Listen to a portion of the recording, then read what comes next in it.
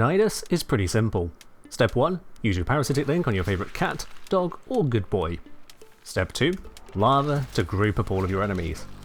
Step 3, Stomp. And if you feel like it, Step 4, Domain Expansion, Infestation. And that really is all you need to know about Nidus. Okay, fine, I'll explain further. I'm TheKengineer, let's solve a practical problem.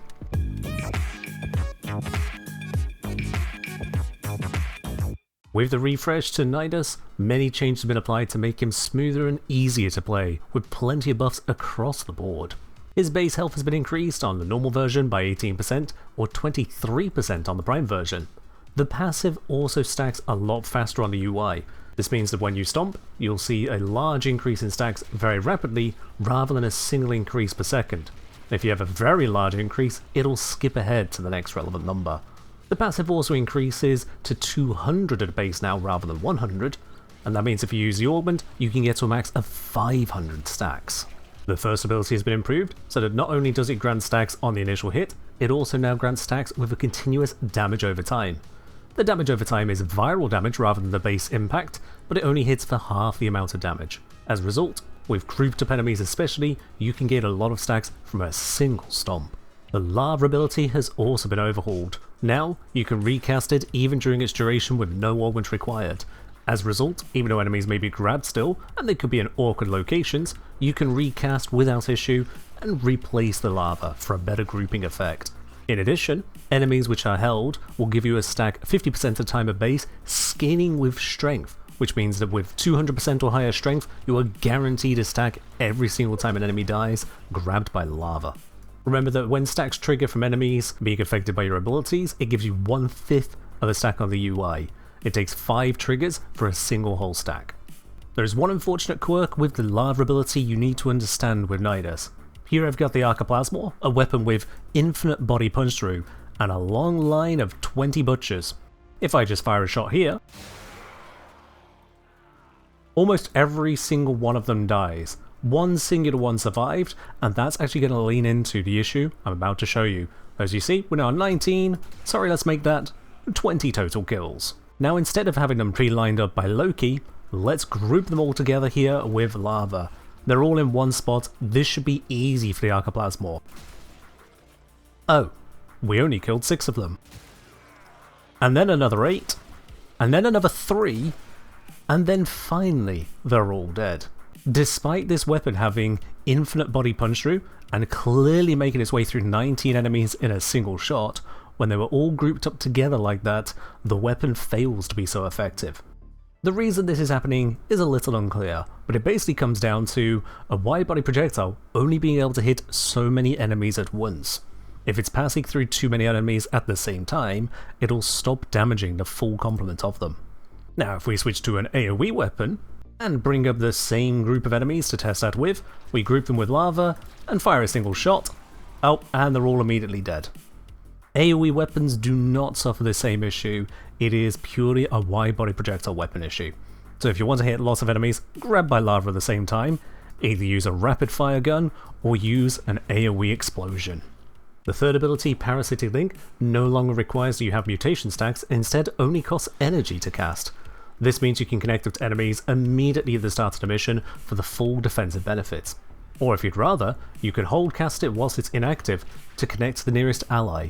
This will give you instead the strength and damage bonus to you and your ally without needing to aim at them, in the fast pace that Warframe can be.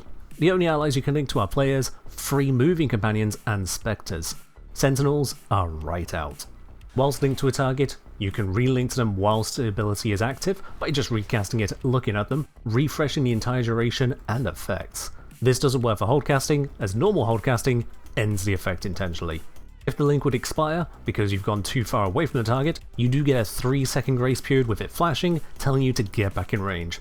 After that grace period, the link breaks and the ability itself goes on to a few seconds before the full benefits wear off. Lastly is Ravenous. It still takes 3 stacks to cast, but considering how stacks are that much easier to generate now, that's not as expensive as it used to be. When you cast it, you'll notice an increased range, as a result of the range now being tied to your range stat. You can cover an even wider area than before with your Ravenous. Not only do you cover a larger area, but the area itself has been buffed. It gives increased healing over what Nidus used to get, and it also provides status cleansing every second. Do be careful, this is only status cleansing, so knockdown effects and stagger effects will still affect you, and heat and magnetic effects can be especially deadly if they hit you at the wrong second. Overall, this means Nidus has a simpler flow. You activate that third ability to give yourself the immediate benefits, group of the enemies, and stomp them out of existence with ease, generating stacks very rapidly. All of the old benefits of Nidus, including the massive health pool, immortality on his passive, and just general gameplay, still exist, enhanced by what he can do now. For those of you new to Nidus, Nidus does come with no shields and is entirely based on a health tank or other ways of defense that you can put together. You cannot gain shields by any means with Nidus. Overguard, however, will still work, and of course you can rely on the brand new benefits of Arcane Persistence. Nidus is the single best frame for Arcane Persistence. Given the ability to have so much health, he can live for very long amounts of time without even healing during it. Do be mindful, of course, you still need to meet the criteria. You need the armor, you need to make sure you're not magnetic procced, you need to make sure you are not silenced. Fail any of those, you will die. Or rather you would, if you don't have enough stacks to use your immortality passive. At base, the way the immortality passive works is very simple. If you would run out of hit points, and you have at least 15 stacks, you spend 15 stacks to become briefly invulnerable because you are undying. As soon as that runs out, another 15 stacks can be consumed for another immortality, and this can continue all the way down to 0 stacks. If you have any less than 15 stacks, the passive simply will not function. With the augment Abundant Mutation, you can go beyond 200 stacks, still consuming 15 when your immortality triggers. However, it then goes on to a 30-second cooldown, leaving you vulnerable to dying outright. With a combination of Parasitic Vitality, Arcane Persistence, and the Undying passive, even with a 30-second cooldown on it, you'll find it very difficult to die as Nidus. Nidus is beyond resilient as a result, and this combines with the crowd control, the damage dealing, and group buffing aspects. Because a number of Nidus's effects are most effective in a constrained space, he is less effective on the go. He has no mobility options to improve his speed, he has no ability to help out in a stealth situation. Nidus is all about taking any given area and locking it down quick. So the question remains then, with all these moving parts, what do you actually want to do with him? Our first build is an all-rounder setup, giving you access to Nidus's core kit in pretty much any circumstance you'd need to throw him into. This is a triple augment setup because most of Nidus's augments are actually really powerful and really worth the slot. In this case, we're going with Parasitic Vitality to give us an insane increase in our health when we build up the stacks. We've got Abundant Mutation to gain even more stacks, improving both our damage and our health bonus, and Teeming Virulence to gain a very powerful primary critical chance bonus. Naturally for these, if you're not going for very high health and very high ability damage, or if you're not going for primary attacks whatsoever, then these two augments are very optional and can instead be traded for other stats you would like to benefit. Our core defense in this setup is using Arcane Persistence. With this activated, and with the criteria met, we cannot lose more than 500 health per second. While Nidus starts with only 925 health, giving us barely a second to live, Parasitic Vitality would increase that into the tens of thousands with very little setup. At that point, it takes the better part of a minute to actually die with Arcane Persistence in full effect. To have its effect, you do need to have 700 armor at all times, and this comes with 1500 armor thanks to the inclusion of 2 Archon shards. Whilst you don't need to use those to get that full benefit, or you could use those shards and skip out on Steel Fiber, by having the 2 of them it means then that if you get a heat proc, you still have the full armor bonus needed for Arcane Persistence. If you feel confident in dealing with any threats to your armor level, be it heat procs, corrosive procs, or some other modifier, then of course you can reduce your armor to suit. Because Arcane Persistence caps that damage to 500 health loss per second, it means no other defenses are needed. No adaptation, no damage resistances, not even a rolling guard is required at this point. In terms of casting, Nidus has one source of energy regeneration, and that is with this Virulence. So long as you hit enough enemies with it, 4 at a time, you'll fully refund the ability, and with more enemies hit at once, you generate energy from the ability. However, there are times where this may not work out for you. Maybe you've had to cast Larva and it didn't actually grab enough enemies. Maybe you spent a couple Virulences and didn't realise you were wasting them. Any circumstance where your energy has run down. To help with that, Hunter Adrenaline is a huge source of energy on Nidus. You have no shields, you have no overguard, you have no means to otherwise not trigger this on taking damage, so this will trigger very easily and generate a lot of energy for you. If anything, it might be overkill, but the fact remains that it ensures you will always have access to energy, so you'll always have access to setting up your abilities to continue your gameplay loop. If you're running without that, and don't have another source of energy economy, you may sometimes get stiffed on bad casts of Virulence. To help with this, you'll notice the energy here is also at 340, which is more than the usual base. I am also using 2 energy max shards to really help out on that maximum energy. By having that extra buffer zone, you don't need to wait for energy income, you are always good to go. And let's face it, how many builds are you using these blue shards on? On the topic of energy shards, the final one I've gone for is maximum energy filled on spawn, bringing us up to 268 energy when starting a mission. Once again, getting started with Virulence for your energy income only works if you can even cast it in the first place, and so having the combination of over 100 energy to set up all 3 of these first abilities means having that starting energy is very impactful. Beyond the specific mods, we then have the general stat increases of Stretch for extra range, Continuity for extra duration, Blind range for all of the strength minus the efficiency. We've got the efficiency handled by the energy income I've just gone over with you. We can further enhance this with Cunning Drift for a little bit more range, Corrosive Projection so enemy armor is less of a problem, and then Arcane Bellicose. Arcane Bellicose is one of the highest strength arcanes available to Warframes, at 72% max strength. In order to get that, you do need to have a lot of health, and oh yes, that's right, Nidus has plenty of health. With all said and done, this gives you a high range for Larva to grab enemies, and for Virulence to stomp them out of existence.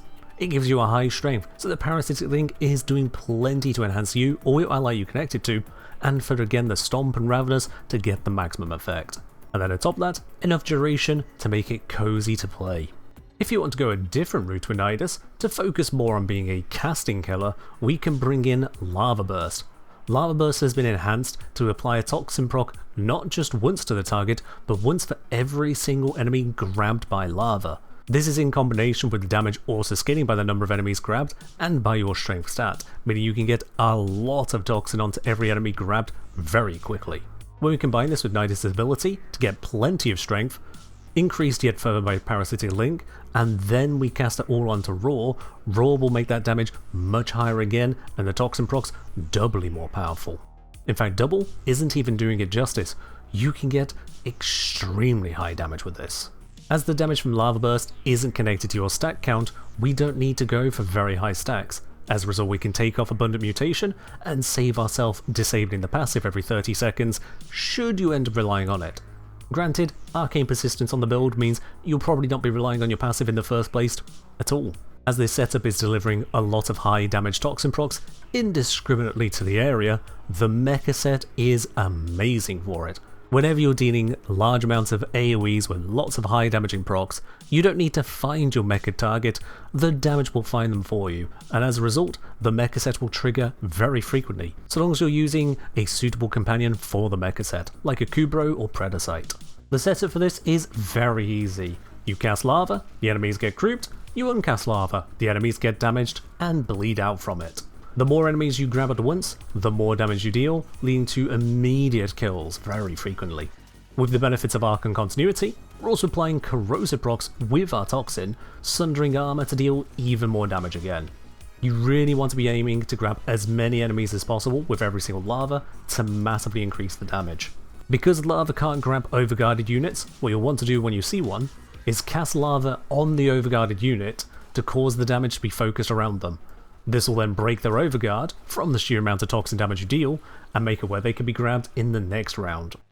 Aim at surfaces which can be seen by the majority of enemies to get the maximum grab to further increase your damage.